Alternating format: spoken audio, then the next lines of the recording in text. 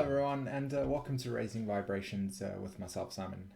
Today guys, what I'm going to be sharing with you is a little bit of perspective on the symbol Pluto. And what I'm really wanting to do with this conversation today is just kind of like open up a dialogue about what Pluto can actually symbolize and represent within the birth chart, and at the same time to kind of like increase the awareness of the nature of how this actually functions in your life as well. And then thirdly, to kind of like integrate and share an awareness of how you as a person can take the symbolic representation and meaning of Pluto from an evolutionary point of view and see it happen in your own life. Okay, and the why would you want to do that to begin with would be correlating specifically to your own spiritual journey. Okay, and how you could actually see this symbolic representation manifest in your own life. So this video is going to be primarily on trying to share with you guys the nature of how to see Pluto in your chart, how it actually manifests. And so hopefully through that process be able to give some more awareness on how this operates within our lives, and especially when you are looking at Pluto in your own chart, or if you're just chatting to somebody about Pluto astrologically, or just trying to understand the dynamics of why it actually exists the way that it does. Okay, so like I said, I hope that that sounds interesting for you guys. So where do I begin when we look at Pluto? The thing is though is that many astrology books up until this point in time have developed the awareness, and this is completely natural, so there's nothing that I'm saying here is negative, but it has developed the awareness in which Pluto represents these ideas of psychological renewal, okay? Things like obsession and compulsion, things like I would say destruction, as it were, power under power over true Plutonian power and such. And these are all really, really correct descriptions of the nature of what Pluto and how it actually manifests within our consciousness and within our lives. But what I'm going to do is I'm actually going to take this one step further and share with you how the symbolic representation of Pluto is linked with the nature of the soul and evolution. Okay. So what we can do is we can first objectify the nature of the soul energy in itself. Okay, it's mutable energy. In other words, it can change form at any point in time, but yet it is still the constant. Okay, in other words, that energy in itself manifests as Plutonian energy, as the nature of the soul itself. Okay, now from the point of view of human beings on Earth, we are always in a state of constant becoming.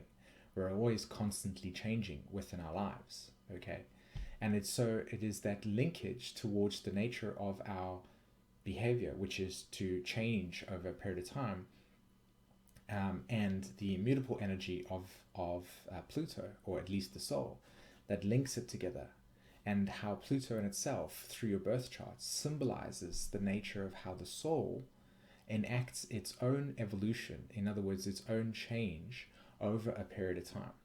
So Pluto actually links itself to that relative to the way that it manifests in our lives and in our birth charts. Okay, does that make sense? Does that clear? We're looking at the nature of change.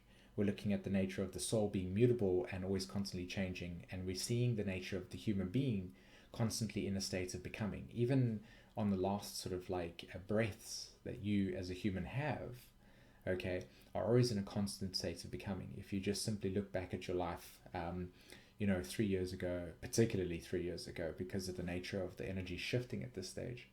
But, just throughout your whole life, you will see that there is a natural growth process that is happening at this point in time. Now, another thing that is linked with the nature of evolution and change and mutability, these words that I'm using, is linked with the idea of time and space.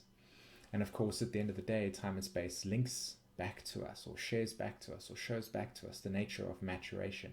In other words, our aging process and how we have inwardly transformed, or should I say in this particular instance, transmuted within ourselves. Okay, and it is that gradual process over a period of time that will link towards the nature of evolution, the nature of change, relative to the idea of time and space. Does that make sense? So Pluto actually in your chart and the way that it actually manifests within our lives correlates specifically to this process. So the very simple explanation can be used here is that Pluto transmutes things. It changes the form of something into something new relative to the act of evolution itself. And the caterpillar that transmutes itself into the butterfly is such a beautiful explanation of the Pluto evolutionary cycle, that it enacts that change of the DNA. Okay, it literally goes into the cocoon in which it reflects. Well, in this particular instance, we can use the human being as the idea of reflecting, because you're in a cocoon. That's what you can experience. And it's the total deconstruction of something. In other words, that it forms into this pulp type of liquid at that point in time, then reconstructs itself back again. And it is that process of evolution in itself that Pluto is linked with. So attached with the nature of this process of breaking down, of deconstructing and then reconstructing again, we're looking at the nature of the human being and the psychological renewal. At least this is the Plutonian power and evolution. These are these key words that are linked with the nature of why Pluto works the way that it does, or at least from cookbook astrology or normal astrology books, is that when we look at it from that perspective, we see the nature of true power taking place, because ultimately something that was constructed required something equally as destructive to exist at the same time in order for it to change. Again, changing mutability energy, and so linked with the soul in itself. Now, from the point of view of the human interaction and the soul and Pluto, we are looking at a couple of things over here. For instance, the nature of the soul itself operates on a very unconscious basis, a very unconscious layer. Okay, it exists deep within our conscious or our psychology. So when we are understanding the nature of it, it is true that we can basically only intuit the feeling of Pluto in our lives, because it emanates as a desire. And because of its depth within ourselves and the core of it, it at the same time will symbolize the nature of evolution in itself, because the core of something that changes, in a sense, is the only thing that can change something. So for instance, if in order for you to transmute something, the core of it needed to be transmuted as well. And so because we are in a constant state of becoming, inwardly within ourselves, the core within ourselves will constantly be changing, right? So Pluto represents that core aspect of ourselves, that deep, dark aspect within us. And so if you just simply look at the symbolism relative to the solar system, it's the furthest sort of planet or body at this point in time from the sun in that way, at least from the perspective of how we use planets to interpret the nature of our soul journey at this point in time. So again, from the point of view of how it transmutes in the deepest unconscious aspects of ourselves, it links to us the nature of our subconscious or unconscious emotional security patterns that exist within us. Okay, now for that to make sense, what we would need to do is understand that the soul in itself has these desires emanating from it. Okay, now when we observe the nature of source energy, or for instance the creator, as it were, the creator of consciousness, the creator of humanity, the creator of the universe in itself, the soul itself, relative to its experience, okay, has separated, not itself, but has separated from source itself in order to experience the nature of source creation. So in other words, source creation would expand itself like this. And that experience of expansion in itself reflects the nature of source energy needing to and wanting to experience the nature of itself relative to it expanding. And then at some point there will be a return where it will then, through that expansion process, through that separating process, return back to the nature of who it is. And this very simple way that I can explain this concept is reflected within the ocean. That the wave in itself is essentially an energetic form that gets formed at a certain point in time that rises, and it is that constant motion that as it goes through this process and eventually gets to a point where the energy has dissipated and then it returns back to the source. So source can be reflected, the creator can be reflected as the ocean, the totality of everything. And the wave in itself reflects the nature of desire, and that human beings are a part of that energetic impulse, okay, of experiencing the desire. And this desire can emanate from everything and anything that exists within creation itself, which can be everything. As long as there's imagination, there can be a desire. And so the experience of the desire represents the separation to experience the desire, and then at the end of the turn returns back to source. And this creates within ourselves an energetic experience, an energetic security, an energetic identification. And remember, this is so deep, this is so unconscious, that when you reflect on this experience, when you reflect on these desires, you are reflecting on the nature of the soul. Yet at the same time, in order for us to experience something as deep as that, we would need to transcend the nature of the ego.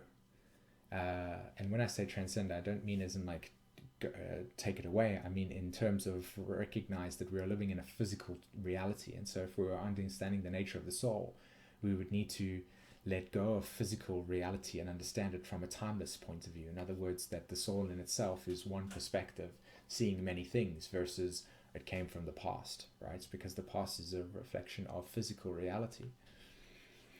So the soul itself would need to initiate what is considered to be an ego, an egocentric structure.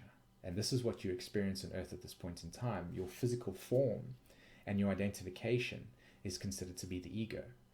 A very simple way that I could explain this to you is that the work that I'm doing at this point in time, I give it an ego identification. It is raising vibrations, right?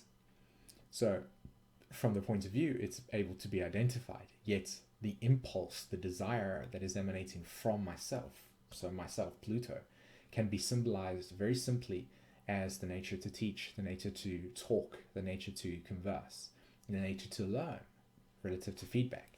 Yet that is not actually exemplified on my channel itself. It's just raising vibrations.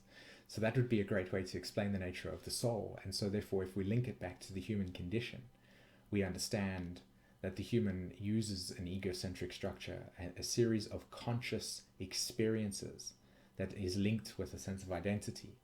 And this identity is linked directly with a constant state of becoming and creating emotional security. So very simply put, this can be that every single day of your life, you do a certain thing that creates an experience, and this becomes an identity, yet is conscious. So again, my name is Simon, so therefore I am identified as this. I have a collection of experiences and memories in my life that identify and shaped me inwardly relative to how I react to my environment, and every single one of us will have this. We can be somebody that has been, that has had maybe grew up in a home where the parents were very loving, and so therefore you're a very warm person in that way. Yet your relationship to your cousins or sisters or brothers, for instance, wasn't that great, and so therefore you come up with a philosophy and you develop a sense of identity that is like, it's very important to have good relationships with your parents, but it might not necessarily be for your siblings, for instance. Or you could be somebody that was married and felt this way about, experienced the way of partnership this way. You see, at this point I'm trying to make, it's these experiences that we have in our lives that become this identity, yet emanating from the bottom. In other words, the root of this experience is the Plutonian experience, the Pluto desire that is emanating, that is the separation from source to experience myself in a duality. Okay? You get that point I'm trying to make here. So this dualism is then represented through the nature of Pluto in itself, essentially the desire to return to source, which is to recognize and reflect back in on who I am, to inwardly connect to who I am, and then the separating desire, which is to link my sense of identity, my sense of idea with something that is inherently outside of myself. So very simply put, this can be that I desire to incarnate into Earth and to experience the nature of home and family. And so therefore my desires will be unconscious within myself. They will be propelling me in a certain direction. And yet all my experiences relative to the conscious reality of it, and maybe having 3 kids and valuing that, for instance, and having this type of security, etc., can be that. And yet, of course, the Pluto desire can be exemplified through the person wanting to become famous and recognized. And so therefore their desires are to separate from source, to experience all these things. Yet at the same time, there is an inherent desire to return to source. And this is very much described about how evolution enacts itself to return back to source. It is these separating desires that we choose to fixate on. So this is now where the fixation of Pluto and the obsession and compulsion comes from. And this is how it works. So what happens is that Pluto desires something. When you desire something, feel about it. When you have desired to buy yourself a new laptop or a new TV, for instance, these material things, or you have desired to form a relationship with somebody, or form a relationship with whatever it is that it is. As you form this relationship, you become fixated on it. It becomes the focal point of your experience.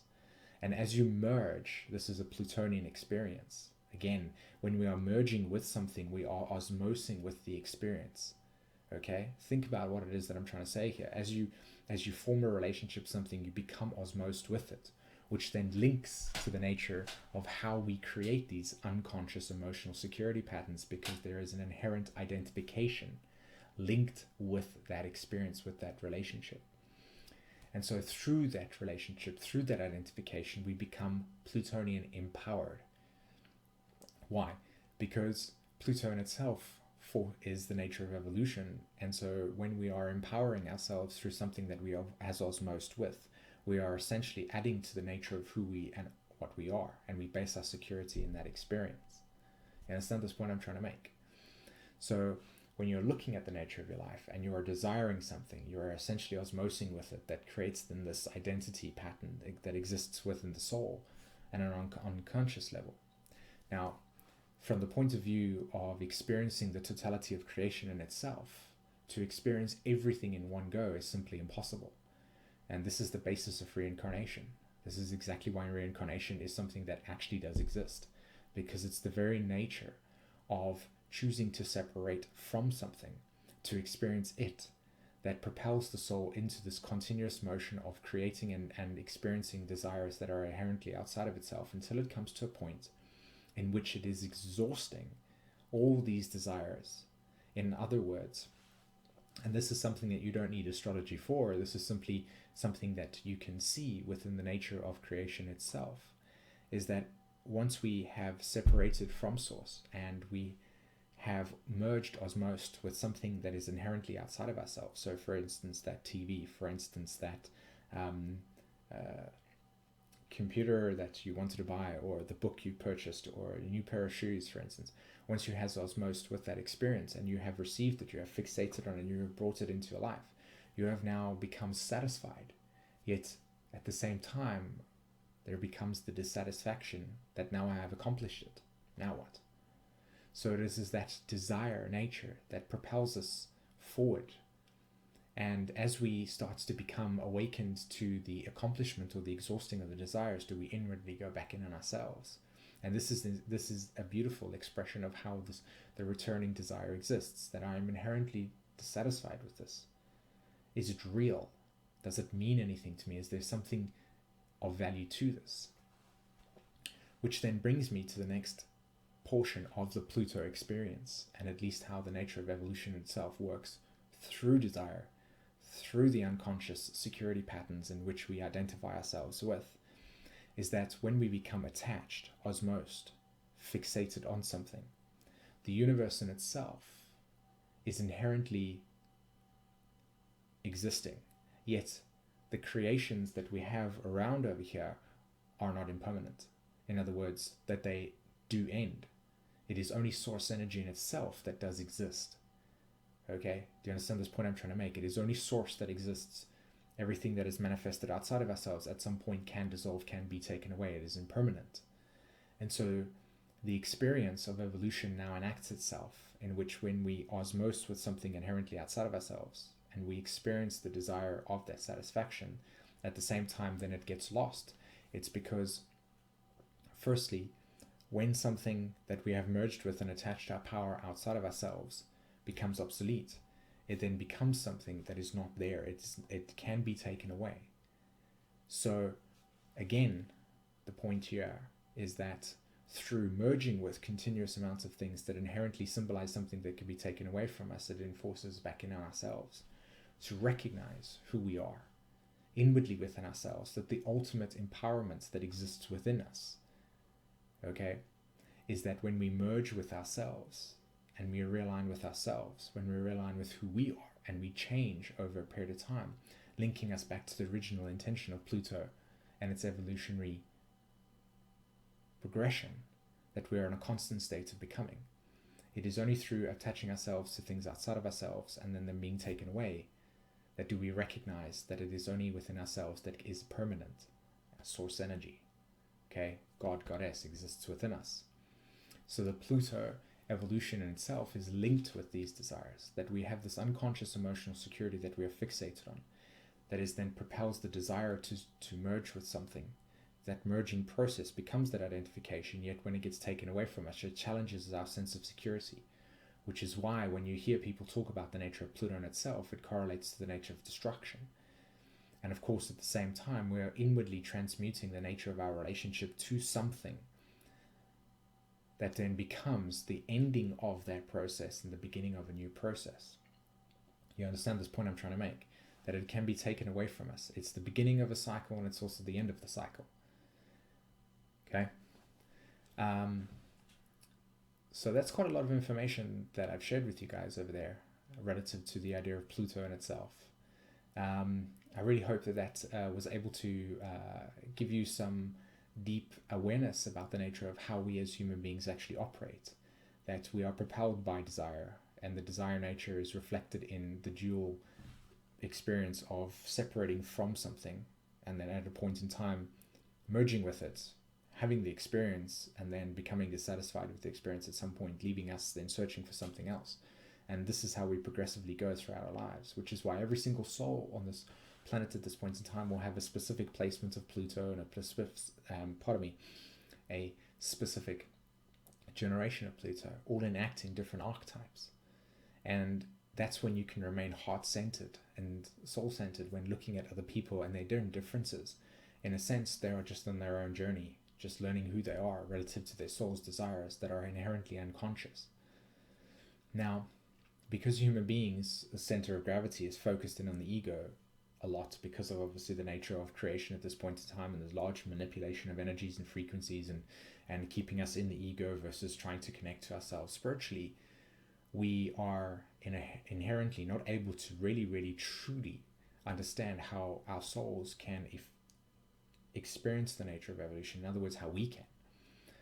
So a very simple way for me to explain this relative to my own story, and so I can exemplify what I'm trying to say here, is that for my own existence, I have Pluto in the 10th house, and it's in the sign Libra. And when I kind of like intuit these symbols relative to my own charts, I see that there's a symbolic representation of desiring to be recognized outside of myself. And so I attach my sense of security, identification, outside of myself. Yet at the same time, if I am an artist, for instance, desiring and putting my security outside of myself to be recognized for what it is that I'm doing, Pluto desires, and I'm not being, then inherently at that same point in time, I will experience this dissatisfaction, this Plutonian experience, okay? Because I'm inherently placing something outside of myself. So Pluto's polarity over here, in other words, when looking at your chart, inherently you need to look at both sides of it. When you look at both sides, you understand what is returning. And what is returning is that I'm inwardly reflecting into myself to ask me the questions, why am I desiring this? And when I ask these questions, I am then linking my security inwardly within myself to, in fact, change me within, to change my path, to change who I am, etc. Okay? Does that make sense? I really hope that was insightful for you guys. What I wanted to do, guys, is that I've created a whole Pluto series with Pluto through the houses over here. So if you know where your Pluto placement is, that will greatly help you. So I will link that in the description below for you guys to check out. Of course, if you're interested in knowing the nature of Pluto itself in your astrology chart, please come over to my website, simonvorster.com. I've got a myriad of services over there I'm offering at this point in time, and I'm very soul-centered and Pluto-focused within my astrology, so I teach the nature of this. It's very important that I think that Pluto in evolutionary terms becomes available through astrology, at least, because it really does help us shift our awareness from our ego state into our subconscious state, so that we can actually change our evolution in that way. So yeah, just a couple of announcements I wanted to share with you guys here on YouTube. These are the two webinars that I'm going to be hosting up until, well, just recently. The Raising Vibrations Pluto Empowerment Journey. So this is going to be very much this type of talk, and I'm going to be sharing with you guys the nature of how Pluto works as well on a more deeper perspective than what I've shared with you today. And then teaching you the nature of how to reconnect back with yourself. So this will be happening in September. The entry for this is $30, and we'll be doing this on Google Hangouts. Okay, guys. And I'm really excited to be doing this teaching. This is the second time I'm going to be doing it. I got a lot of positive feedback from the first one that I did. So I think that would be something that's really, really interesting. Please check out my site for more details, or email me to find out more about this information, okay? And then the other webinar that I'm going to be doing, guys, and this is the first time I'm actually trying it out. And basically what I'm going to do is I'm going to create a Google Hangout session, and I'm going to set it to like $20 or $25, and basically you join me live on this Google Hangouts, and any questions that you are looking for in your chart, you propose them to me, and I will be able to answer these questions for you. So it's like having readings, but at the same time not like a one-on-one session. So it's $30 for this. This reading is for this actual webinar itself, and you can ask all the types of questions that you would like to ask within the astrology. So if you're interested in knowing about what does Pluto conjunct my North Node mean, then I can share with you that experience and give you some answers relative to that. So I hope that that's really exciting. And it doesn't necessarily need to be about Pluto. It can be about your sun sign. It can be about if you want to know what Venus in Virgo means, etc. You know, there's a myriad of questions that you ask. And so what I'm going to do here is just be the answers and questions type of webinar, okay? So I hope that sounds exciting, guys. Come over to my website, simonvorster.com. Send me an email if you're interested in this, and we'll set that up for you guys. Fantastic, guys. Well, I really hope that you enjoyed this video. Check out my website, like I said. Don't forget to hit the like and subscribe button, guys. And don't forget also to check out the new moon in Virgo forecast that I did on the site as well. Other than that, guys, have a fantastic evening. Take care. Bye-bye.